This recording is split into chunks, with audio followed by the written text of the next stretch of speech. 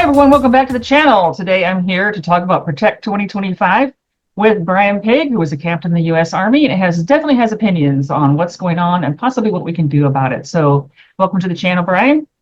Thank you. And so one thing I've been doing, I kind of said it as a joke the first time, but now I kind of wonder if I'm going to have to do it. Would be to set up some kind of underground railroad, because we're seeing some pretty disturbing things from these people who aren't even in office yet, where Texas has already granted the Trump administration thousands of acres in Texas to build the camps, these detainment camps that they want to put these all these criminal brown people in. So yeah, the Tom Homan has said some pretty disturbing things and it certainly has supported his idea of bloody mass deportation. So clearly he's looking forward to the chance to spill some blood, since he puts it right there in the title of his deportations. Not just deportations or mass deportations, they're bloody mass deportations. And he wants to spend, upward of who knows how many billions of dollars every year to collect people who are doing absolutely nothing to anyone and throwing them in camps. So that alarms me, alarms some other people, and I will see if Brian has some opinions on that. So I do. First of all, I'm tired of the cowardice. This is all based in cowardice and fear. And I find it incredibly annoying, because this used to be, or at least we used to think, it was the home of the brave. And now we're afraid of immigrants who there isn't even a percentage of immigrants that are actually injuring other people in this country. They have the lowest crime rate in the United States. if I were undocumented, I'd be not doing anything criminal because I wouldn't want to get noticed. Exactly. And even if you aren't, I mean, even if you are documented, even if you have your legal reason to be here, why would you still remember the old country? You know what I mean? It's there's a lot of places in the world that aren't very nice, and they come here and it's yeah, this isn't so bad. I mean, they don't, one of the reasons why we allow immigration is because they don't work for minimum wage in a lot of cases, which is another argument we could have about whether that should even be legal. But that's how come our food's cheap. Mm-hmm. Buy eggs. When you see them on the roofs every summer, it's 120 degrees up there or higher, and they work all day like dogs. And you're like, who's going to do that work? They're out in the fields, they're up on the roofs, they're doing a lot of work that's very rough and sometimes dangerous and getting paid almost nothing. And so in return, we would like to round you all up and commit you to a bloody mass deportation. Yeah, and why? We're afraid. I mean, Well, they are. We have to have immigration. Yeah, I don't remember the exact dates, but the United States went under the replacement rate for birth rates in 76 or 74. You can look it up, when we went under 2.1 births per woman in this country. Mm-hmm. And you can't have Reagan's supply side economy without a growing population. You just can't. It won't work. Somebody's got to buy the stupid crap we bought last year, next year. So you have to have a growing population. We would have a shrinking population, just like Russia and China and Japan. But those countries don't really allow immigration, and we do. So we don't have that problem. That's how our economy runs. We have to have it. But, they're a different color. And that is possibly the most disappointing thing to me, is that the same percentage of people in this country don't like people of any color other than their own as there were in 1860. And it's, you kind of like to think that, we started off this way and we had genocide and we had slavery and we did all this stuff. Women didn't have rights. Even in the beginning, if you didn't own land, you couldn't do stuff. In a lot of cases, you didn't have very many rights either. We're just, slowly, way too slowly, but, we were making some progress, and you got women's suffrage, and you fought a civil war to get rid of slavery, and you had the civil rights movement, the equal rights movement, and the women finally got to have their own bank accounts in my lifetime. And suddenly, this happens, and we haven't really gone anywhere. You know what I mean? That's very disappointing. Yeah, I was kind of hoping that, when King said that the arc of the universe, what tends toward justice, and I thought, well, okay, so Barack Obama is like the progression, and then Trump is going to be like this little step backward, but then we're going to like make progress again. And now it's almost like maybe Barack Obama was the exception, and now we just keep taking all these steps backward. Um, because you're right, they are afraid. I saw a post from this guy, a white guy, obviously, and he lived like in the middle of Montana, right? So there's like 2,000 other people in his town, and they're all white. You just know because it's Montana. And he's writing this post about he's opposed to any kind of gun control laws because if he can't wear his AR-15 to the grocery store, how can he protect his 4-year-old daughter? And it's like, protect her from what? Yeah, exactly. From possibly your gun if you haven't loaded it correctly or whatever. But I mean, how much danger is there to a white dude in the middle of Montana when he's going grocery shopping? I mean, there is none. You Yeah, know, we had that a I, lot around here too with the when the nine after 9/11 because everybody's like, oh, the Muslims are coming, and you're like, have you ever looked at those videos where they try and get people from other countries to describe where things are in the United States? mm, Most of the time they can find or roughly be right about New York or Washington, D.C., maybe Miami, and they know Los Angeles. They can't find a soccer field in Overland Park, Kansas. They don't even know that exists. They're not coming here. You know what I mean? You need to calm down. Everybody just needs to take a breath and calm down. mhm. Um, but I'm Well, and also, they don't even know what they're talking about because someone told me once, well, I was on this plane and this guy with a turban on the plane. And I just felt really uncomfortable. And I'm like, well, if he had a turban and he was a Sikh and he wasn't a Muslim. And they're like, what? I yeah, said, if he had a turban, he was a Sikh and he wasn't a Muslim. And they're like, well, I felt uncomfortable anyway. And it's like, okay, so it's not really Muslims you have a problem with. you yeah, know, isn't clearly. anybody different from you? Yeah. That's, and and honestly, I think Kamala Harris lost because a percentage of men in this country didn't want to have a woman in charge. And they're afraid of a woman in charge for whatever reason. And There's she's a not going black to be woman. any Oh my logic. God. There's not How going to be any scary. logic to it. But it was so bad that we would have a woman in charge that we put the dumbest person on the planet in charge. And he's Yeah. hiring dumber people. Right. I mean, So yeah, it's like I don't know there's any person in the world, unless perhaps John Wayne Gacy were still alive. I don't know. But there's hardly anybody in the world who's less qualified than the orange one. I know she's been vice president. She was a prosecutor. Wasn't she? Is she a senator or something? I mean, she's like done everything.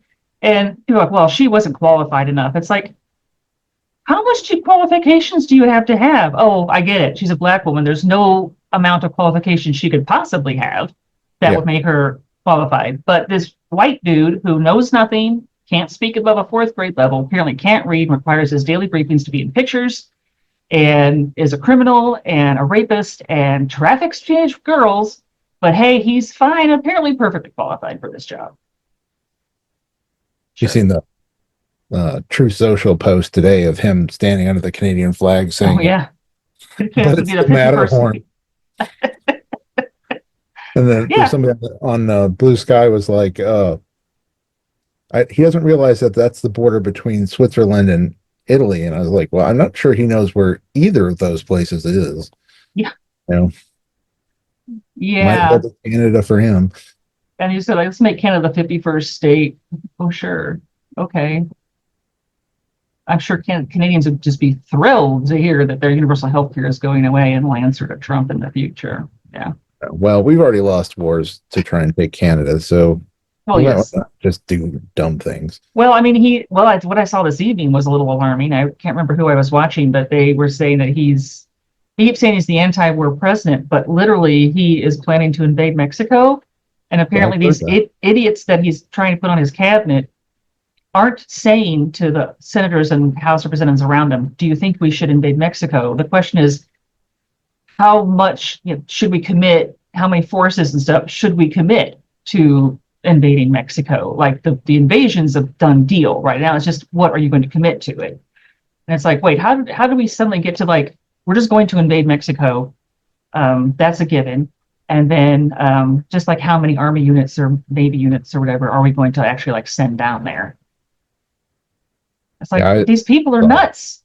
yeah, they're crazy, and there's no reason for any of it except No, that they've got to feed red meat to a bunch of people who don't know anything.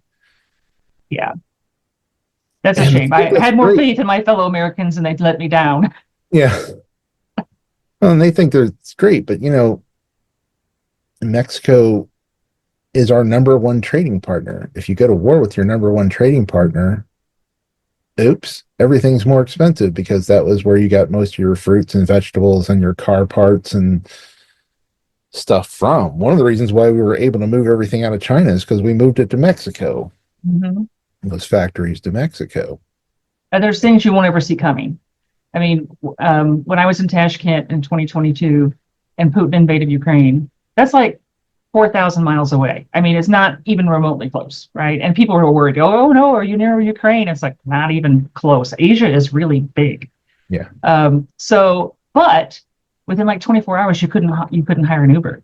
They call it Yandex over there. But that's because the servers that run Yandex are in Russia. Oops. And Yeah. so you can't connect your credit card to the Yandex driver if you can't use a server in Russia. And so for a while there was a problem on, who can get a ride. Yeah. And it's like, who would have thought, Putin invades Ukraine and in Tashkent you basically can't get a taxi. So things happen that are weird. And there used to be a joke, and it was kind of a joke, I guess, that the two countries that both had McDonald's had never gone to war. Yeah. And the point of it obviously is that if you both have McDonald's, what's the point? Your Right. economies are so tied together. You both have McDonald's. There's absolutely nothing to be gained by starting a war. But Putin and Trump don't care, Sure. right? It's that they don't care about economies. They just want to like look like big, strong men who can invade and kill a bunch of people. And as long as they are self-image, that's the self-image they want, then that's what they're going to go for. And screw the economy, and however many Well, millions of people might die. that's the only scary point about Putin for me is that he's failing miserably on his, I don't know, this is his second step or whatever, because he took that north part of Georgia um, and then invaded Crimea in 2014. But he's lost like 2/3 of his military power. Nobody that was in his army when in 2022 is still alive. Everybody that's there now has been conscripted or contracted since 2022. And he's running out of the ability to go to war anywhere. Well, what's the only step he has left is that hot button. Mm-hmm. Now, I mean, that's going to be the end of him, obviously. Well, Poland would walk in and just kick his butt. He doesn't have enough people to keep Poland out. I think Estonia would kick his butt, but what's your reaction? He throws a nuclear weapon at Kyiv or something. Where are we? I mean, what do you do with that? But that's where he's getting to. His fleet and you saw Syria just fell apart, and he's losing his naval Mediterranean naval base there. He's already lost one of his military airfields there.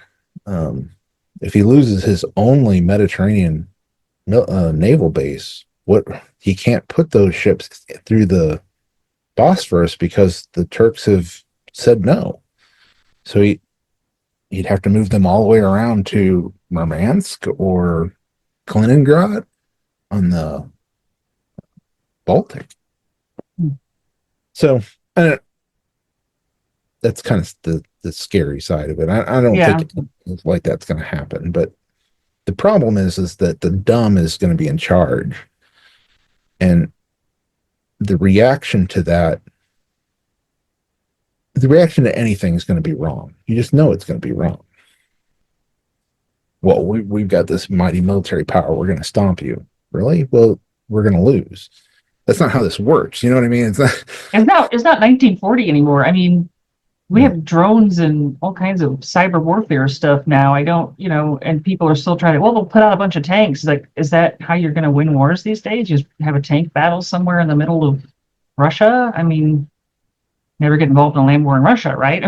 Yeah. You can't So you can't win a war where the opposing force can back up 2,000 miles and still be in their country. And you can't win a war in China. You're never going to invade China and win that. It's just impossible. I knew a guy that was on the Yalu when the Chinese crossed in winter of '51, or was it '52? I don't remember what year it was. His name was Bob. He was a construction manager in Florida. And his brother said the only thing he would ever say about that is you can't kill people fast enough. I mean, they had machine guns and artillery and tanks on that hill, and the Chinese put so many people across that river, they just had to leave. You can't, there's too many people. You know what I mean? And so I had those same arguments with the people around here about Missouri militia or whatever. I don't care that you have 3,000 people in a militia. There's 750,000 people in Jackson County alone. You can't win that. I mean, it sucks, but at some point, war is partly about math, and the numbers have got to be on your side to even do it, and it's just not. well, the Gravy Seals aren't much of an opponent for anyone, I would think. The National Guard should probably be able to handle them easily enough, but they sure think they're tough. But yeah, I know. I run into them, but that's part of that the whole thing where you can't change someone's mind, right? They think that for them this makes them manly, and it has nothing to do with being manly. It has to do with what's right and what's wrong. You know, the FAFO movement, you know, they're talking about people getting disinvited and all this kind of stuff. And it's like, you can't let politics come between us. And you're like, I can, because it's not politics, it's morals. You're allowing people to run your daughter into the ground or whatever. You know what I mean? It's, you voted for that. voted for someone who can't read. Yeah. You know, I have gay and transgender friends, and you voted for them to not be humans. And that's, no, I don't even want to have that conversation in my home. You know, I'm sorry, but we're done. But at the same time, that sucks, because if you're not going to talk to each other, fighting becomes too easy. Because it's very easy to, once you dehumanize somebody, like I'm saying right now, that, you know, oh my God, these people are dumb, they're voting for dumb. I'm literally part of the problem, because I'm saying that I'm dehumanizing them at some level. So I'm conflicted. Don't want to say I'm not, but honestly, I'm just really mad. Yeah, I'm ready to fix bayonets and go to war, and it's probably not the right answer, but man, I know they keep.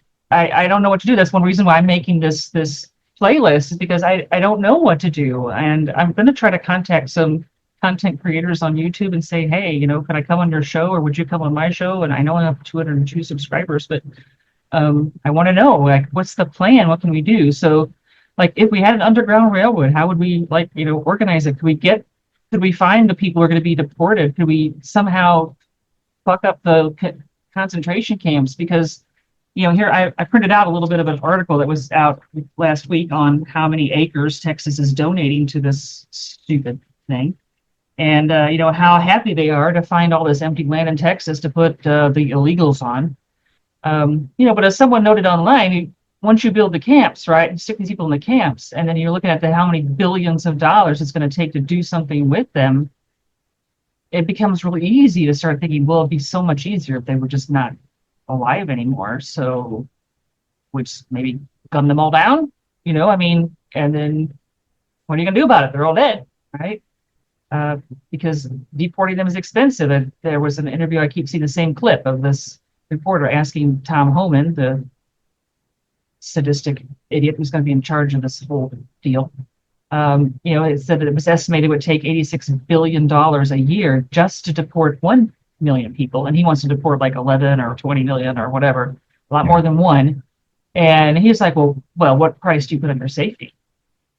And it's like, well, gee, Tom, first of all, I remember Benjamin Franklin saying, if you trade your freedom for security, you deserve neither. But also, I'm already paying a bunch of my taxes for safety. I've got police, I've got fire, I've got an army and a navy and Marines and the Air Force and the Coast Guard and the National Guard and the CIA and the FBI and the TSA and the NSA and the Border Patrol and ICE and Homeland Security. And what more do I need to pay for? Don't forget Rounding Space rounding up Force. innocent brown people and throwing them in a concentration camp? No, Yeah. no, it's not called safety. I say, don't forget Space Force. Yeah, Space Force. Yeah.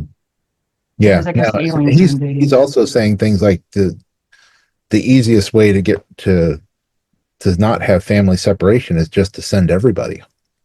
Well, they're also taking away people's citizenship. Yeah. And is it not is it the 14th Amendment that says if you're born on American soil, you're an American citizen? I mean, it's literally against the Constitution. Yeah. It's If they were born here, they're a citizen. You can't take that, right? But they will. I mean, the way they seem to operate is they just do it, right? And then it doesn't matter. This is what annoys me about, or makes me angry about the Democrats. They don't seem to have any fight here. It's like I agree with probably most of your policies, not all of them, but where's your spine? Because the Republicans are like, well, we're going to like strip everybody who was born here of not undocumented parents. We're going to strip them of their citizenship. And then, someone's going to say, well, that's not legal. And they're going to say, and they're just going to do it. I mean, who's going to stop them? They're going to sue, and it's going to go to the Supreme Court, and the Supreme Court's going to say, well, whatever. He's immune. Yeah. And there we are with, well, even when he was in last time and they were deporting people, they deported some people who had served in the military in Afghanistan and Iraq. And they'd served on the promise that they would be citizens. So they don't care how illegal it is. They just do it. And the Democrats are like, oh, well, that's illegal. We shouldn't do that. And it's like, where is your fight? I mean, Joe Biden let himself be cowed by the Senate parliamentarian. And I was seeing someone going on about that. It's like, you think the Republicans listen to that dude? But he's not elected. He just looks through the rule book and says, well, precedent is A, B, and C. And then Biden's like, oh, okay, I guess I can't do that. And I'm like, fuck that. Do something. Stand up for what's right. Don't just sit there and get rolled over. And, and I understand why Obama did it. I'm not happy that he let the whole Merrick Garland thing go. Yeah. But as the first Black president, the moment he showed any temper at all, right, that would have been it. Angry Black man, So I understood that he couldn't show even like impatience, or it would have been all over.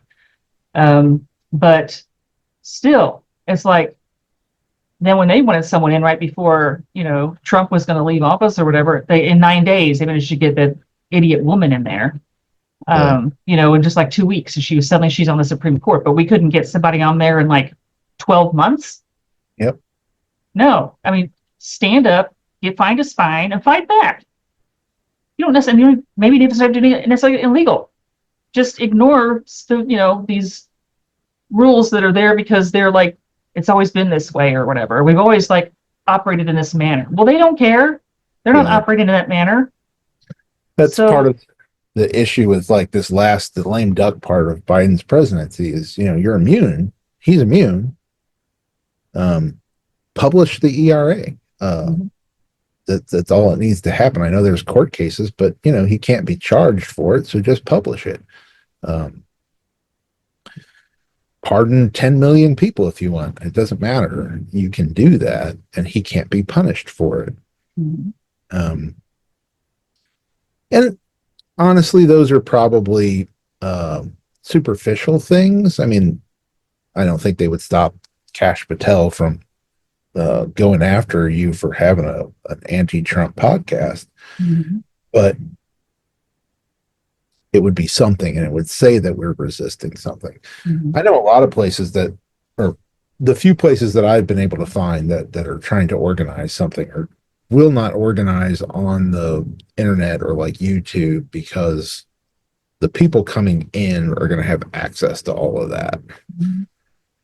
But now you're talking about you got to get on Discord and you've got to get uh, what's that service? There's a service where the phone calls are erased. Uh, I don't remember what it's called, but there's no header data for the NSA to collect. But again, that's a step. That's another step, down the road of what is America and why are we suddenly having to hide our phone calls from our government.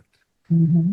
It's Well, I don't know how dangerous it's going to get, but I literally asked my husband before I put the first episode up. I'm like, how do you feel about it? Because they're scary and maybe nothing will happen because I'm a white woman and maybe they won't come after me. And I only have 202 subscribers. So obviously not a podcast of any serious danger to anybody. But I guess there's always that remote possibility that's, Tom Holman shows up at my door one day and, one of his deputies, obviously not him himself, and says, you're under arrest because you don't follow the orange one and you have these podcasts up. So my husband's like, well, I think you got to do it. So, and I never asked him before, how do you feel about me putting something on the internet? Right. But I thought I needed to hear what he wanted to say this time, because it's like, I don't know how far these people will go. It could be serious. And then, and to involve him too. So we've talked about that around this house is I don't know my neighbors well enough to know their names, but there's several nice Hispanic families here. And what if the van with in the George Floyd protest, those vans with the unmarked federal employees in them are just snarfing people off the street? What if that's happening? I mean, what do we do? Do we just stand there? Do we go down to their house and stand in front of their house? I mean, yeah, I don't know, how do we just record everything and then try to get it out? I mean, I don't know. I mean, it's just mass demonstrations in the street. Is that so they can't arrest all of us? I don't know. Yeah, it's a real question. And I seen, there was someone, I did unfriend them on Facebook, but they were crowing at the election. Well, people claim that, their rights are going to be violated or whatever, but you haven't lost any of your rights, and now all the unborn babies will be safe or something like that. It's like, great. So like unborn babies are safe, but nobody else is. Yeah. Right? Born babies aren't. And right, exactly. In order to get continue Trump's tax cuts and get the $4 trillion that's going to cost, they're going to cut food support for kids and the SNAP benefits for kids, and they're going to cut the school lunch programs and the Head Start program. They got to cut a lot of stuff if they're going to get $4 trillion so that Elon Musk can have less taxes. Right. And it's like, when you have this much money as Jeff Bezos and Elon Musk and whatever, why do you need more? It's clearly some kind of hole in your psyche. It's like, I don't know if I believe in a soul, but I mean, it's like there's a hole in your soul, right? Because it's like this emptiness that you just keep pouring money into or whatever, and looking at the zeros on your bank account every month, because what else can you do with it, right? He's got turned down for the second time over, he wants Twitter or SpaceX or somebody give him $56 billion. $56 billion. He just wants it given to him. And the second time the judges said no. Who needs $56 billion? I mean, and on top of the other hundreds of billions of dollars he already has. It's like, what do you do with it? You can just look at the report every month and just like go, ooh, money or whatever. Because, I mean. Well, that's the thing. And I don't remember his name, but there's some TED Talks by a billionaire who was part of the original PayPal investors. And he's like, you have to tax the rich and give the money to the poor, because that money immediately goes back into the economy. It's like, I buy a couple pairs of pants, and I buy a new car this year, but I'm not going to buy new houses every year, and I'm not going to buy 400,000 pairs of pants. But if, you took a couple extra $1 million off me in taxes, that could go and buy 400,000 pairs of pants from, the poor people would put that money right back in the system. Mm-hmm. Robert Reich calls that, the positive cycle, right? You're handing them. Well, look at what happened during COVID. You get those checks. Those checks went right back into the system, and the economy didn't crash, even though we were we had very little economic activity, but the movement of that money kept things alive. Mm-hmm. Yeah, you give money to the rich, they just sequester it somewhere. It takes it out of the system. But if you give it to people who don't have very much, then they spend it, right? So it's the rent money, it's the food money, it's kid needs braces money or whatever, gas in the car money. I like the thing too. It's like if you have like 1,000,000 seconds is like 31 year or 31 days or something. You've ever seen Like it's like 11 years, maybe. Or, I 11 don't know. It's years? not very far. Yeah, It's not very far, but then you go like a billion seconds is like 31,000 years or something.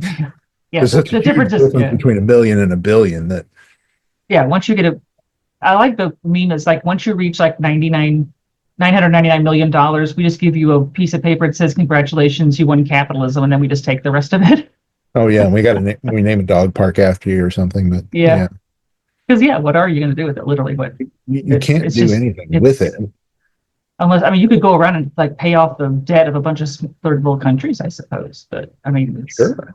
I mean, I mean, well, Elon Musk once boasted to the UN that if they gave him a plan for how to like solve world hunger, he'd pay for it. And they came up with a plan that cost $6 billion, and he wouldn't do it. It's like $6 billion is like what he finds between his sofa cushions, you right. know.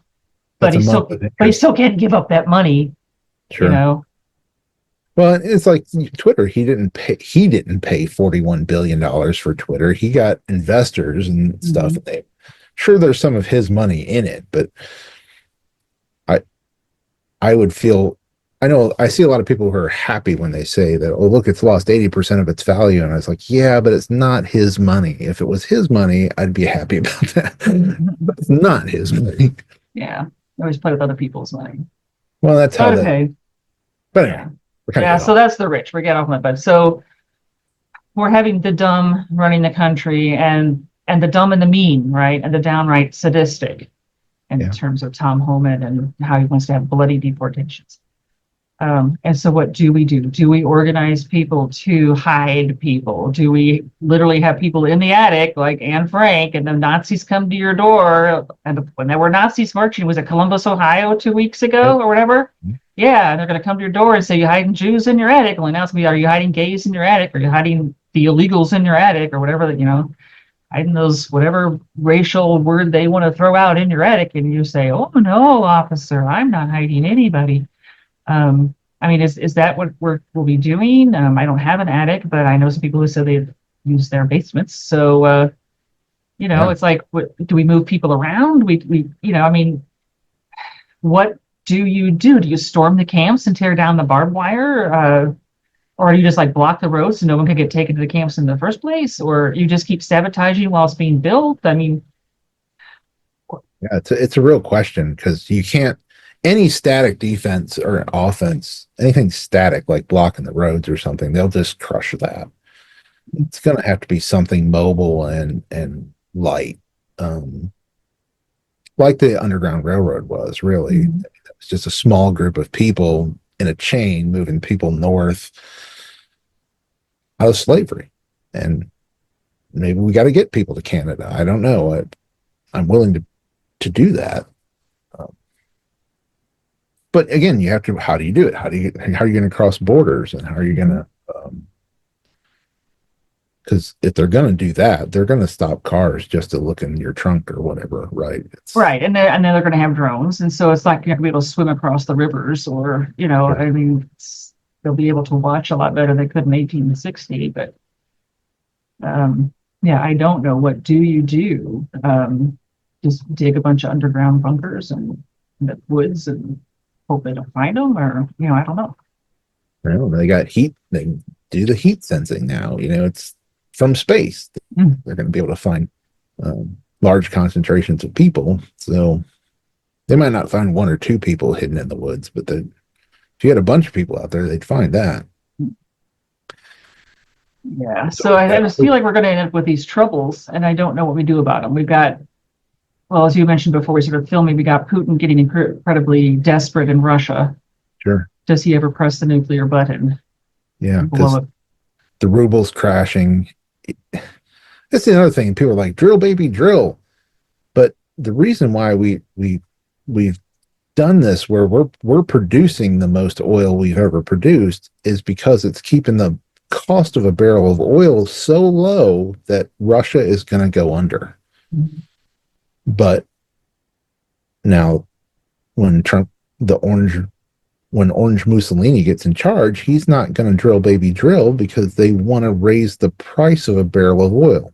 The Saudis want to raise the price of a barrel of oil, and they've already invested $2 billion into his family. So, they're going to start cutting production so that price goes up. Well, that price goes up, that feeds money into the Russian economy because they're having to sell what oil they're selling to India and China at such a huge discount. They won't have to do that. If they can make enough money on a barrel of oil, maybe their country doesn't collapse. But it's sort of the stuff in the background, this actual uh, statesmanship where you move in pieces on the board, not going to war. You know what I mean? And you can influence a war on the other side of the planet by just producing more oil here. Why wouldn't we do that? But we got to lower the price of gas. But that's never going to happen. They're going to raise the price of a barrel of oil because that's what the Saudis want. That's what Putin wants. So then gas is expensive. So how do you get people out when you're having to pay for gas? It's everything's going to get more expensive. I said with the tariffs, and then if we have a full-blown trade war with Canada, and invade Mexico. Just the economy. And I don't know why people haven't figured out the Soviet Republics have tanked the economy. I was reading even something that was about like the 1937 Congress during the New Deal, and the Republicans had control of the Congress, and so they decided that they were going to trash all of FDR's New Deal stuff. And like within a year, the economy had tanked again, and it had been recovering for Sure. So by 38, they had to abandon all of those plans. So it's like, look, they've been trying this since at least the 30s, if not before. Let's tank the economy, and they do it every time. Here's Trump going, I'm going to put tariffs on things. We'll start trade wars. We'll invade Mexico, and we'll spend billions and billions of dollars to deport a bunch of American citizens and people who are doing absolutely nothing except working their butts off to make a couple of dollars a day.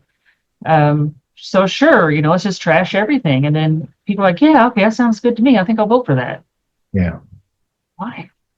Because he lets you hate people that you want to hate, because he lets you march in the streets with swastikas and without really fear of repercussion. That's just what you just want to be hateful in public? Yeah.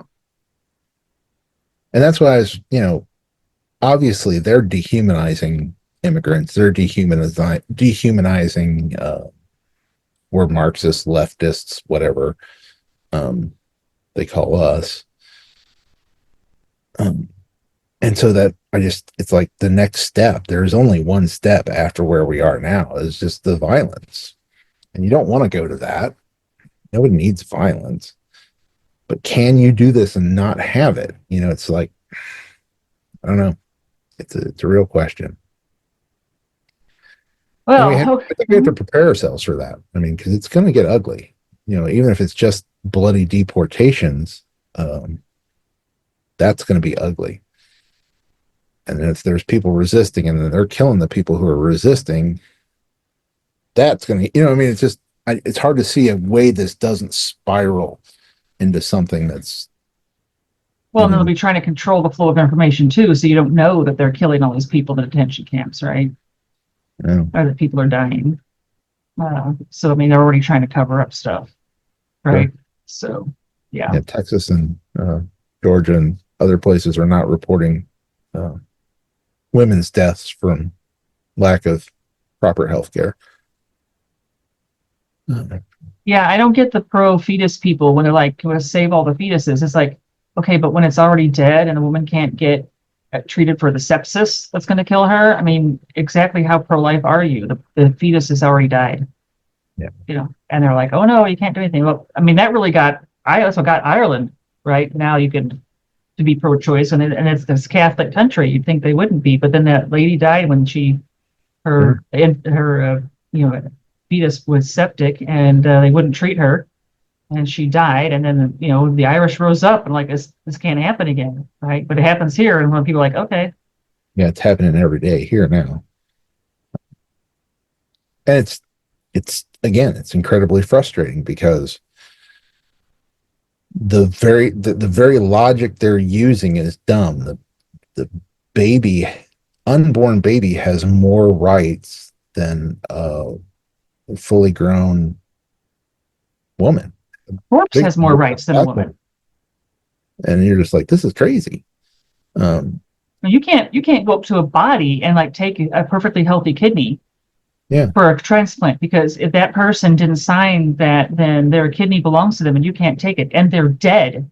So and I was reading the book Spook by Mary Roach, and she had been allowed to observe an operation where they were removing organs for transplant.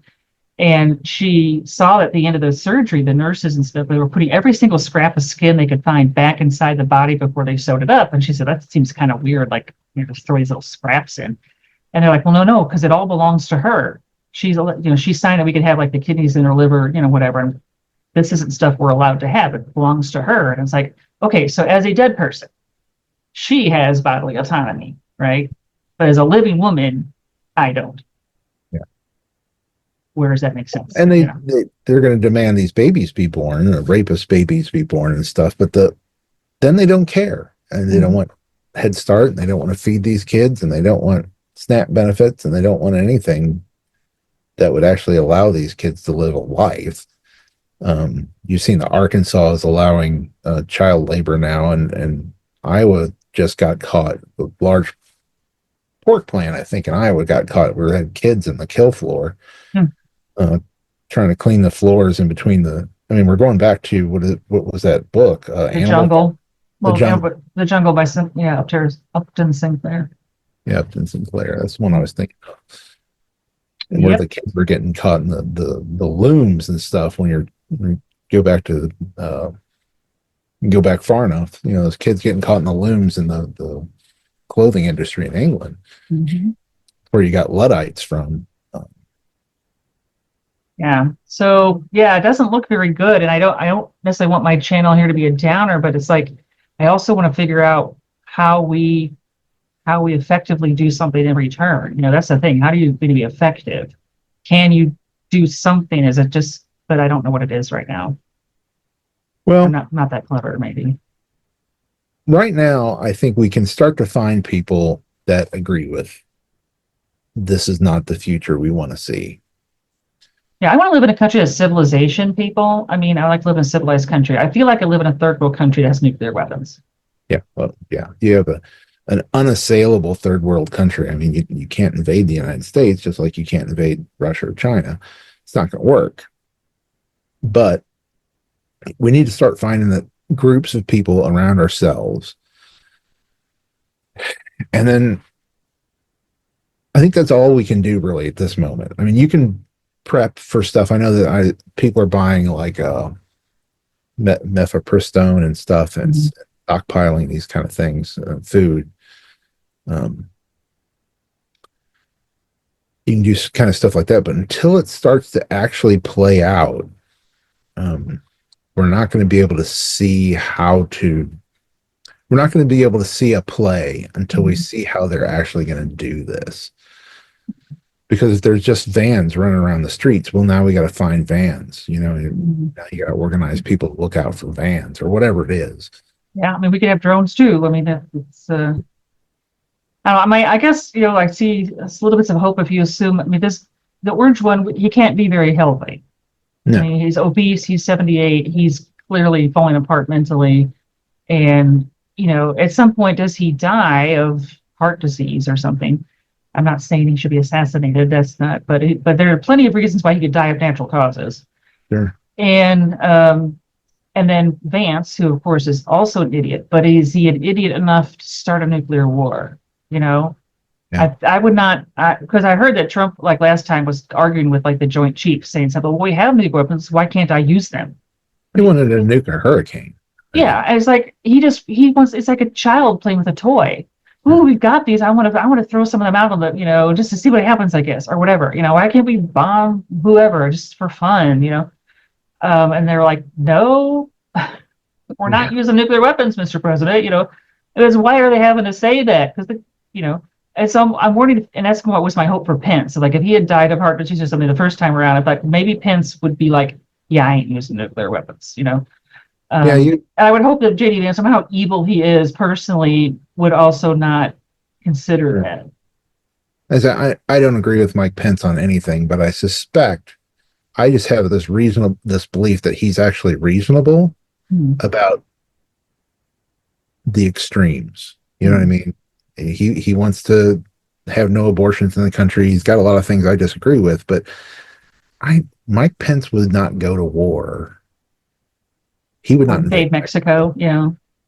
Mexico. He wouldn't launch a nuclear weapon at a hurricane. You know, stuff like that. But it's kind So of a pretty low bar that you're just yeah, I sane enough know. not to start a nuclear war. But I mean, I the get bar is that, really low.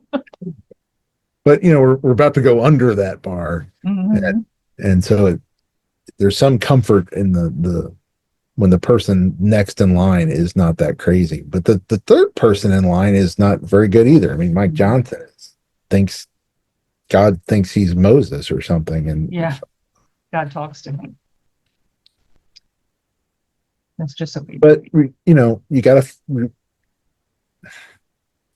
we have to find the people around us that are willing to do something. Now, statistically, it's only going to be about 3%. That's the number that usually will do something. Mm-hmm. Um, Obviously, if you could get 100%, you just win. Mm-hmm.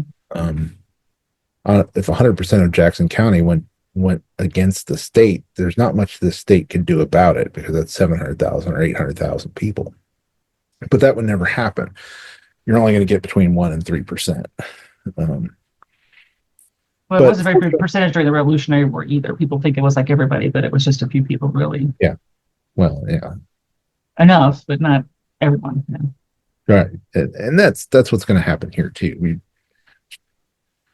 If you can find a few people, and then people can look, and like I hooked up uh, on Discord with groups that are trying to organize at this stage, right? There's no action planned or anything. They're just trying to find the people around them that feel the same and might be there for them if that thing happened. And so that's worthwhile. Mm-hmm. Um, you can give money to groups like the ACLU or the abortion support groups. I can't think of the one that I gave money to, but they're just providing money to people who need to escape a state to get health care. I mean, that's God. The Europeans just must just laugh at us all day long. Or cry, yeah. But yeah, I've seen several things where people are now putting off plans to having children Sure. because they're like, what if something goes wrong with my pregnancy? Then Yep. what? You know, I'll be stuck and I could die. Right. Well, and So there's they wanted to remove abortion to protect all these fetuses, but it's like, well, there won't be any fetuses if women don't want to get pregnant because they don't know what's going to happen to them health sure. wise, you know? And there's people who are in protest refusing to do any of this too, not just out of the worry of healthcare, but just, you know, it's an FU. Mm-hmm. So the Uh, 4B movement, which is kind yeah. of interesting. Let's like have Alyssa Strada. Um, It worked in Iceland, but there's not that many Icelanders. yeah. It's a lot easier to do this because they're like, oh, the Koreans had that movement too, or something. And you're like, yeah, but it's Korea is not comparable to the United States. We're pretty big. Um, but, you know, all of these things together start to maybe move the needle. And that's all we can really hope to do is move that needle because they're going to have the power. The courts are going to back whatever he does. Um, So do you think there's any chance that like the Joint Chiefs, whoever, will look at a plan on invading Mexico or rounding up these citizens like he claims he's going to send an army out to get American citizens rounded up? And they're going to say, you know, you are the commander in chief, but we don't have to obey an illegal order. And so we're going to say no on this. Do you think we have any chance of the military just saying you can't deploy us against American civilians? I would love to say that I think there's a chance. Um, the not obeying an illegal order thing is a very difficult, murky area. The first thing that always happens when that comes up is the person loses their command. So the Joint Chiefs would immediately or very quickly be replaced by non-appointed or temporary pro-Trumpers of some kind. I mean, heck, they're putting people in charge of the Navy now who's never been in the military, let alone the Navy. So he would have no trouble just replacing that with, a bunch of guys off the street that he thought were cool. We would then give those orders down. In the military is not a progressive organization. Tends to be quite conservative. So there's going to be a certain percentage who don't see that as an illegal order. It just gets murky and ugly fast. It's happened before. MacArthur moved what was then the 82nd Infantry to Washington, D.C. to push the World War I veterans out who are trying to get their benefits. So the Army has been deployed on the ground in the United States against citizens of the United States before, not counting the Civil War, which of course, obviously, but they started it. So it's hard to feel bad about that. But MacArthur did that. He was like the great general or whatever, but he actually used infantry on our own veterans. So I don't want to hold out hope for something like that. You know what I mean? It's I think what you're going to find mostly that saves us from the military is the boredom and the unwillingness to do things that's going to make their life harder. Okay. Because you spend your time in the Army anyway, preparing for war, right? You do all this stuff. And you do it over and you do it over and you do it over and over and over and over and over and over. And each time you do it, you got to clean up everything. And then you got to do it again. And then you got to clean everything again. And then it's just, oh my God, it's like, we don't even want to take the vehicles out of the motor pool because we'll have to effing clean them.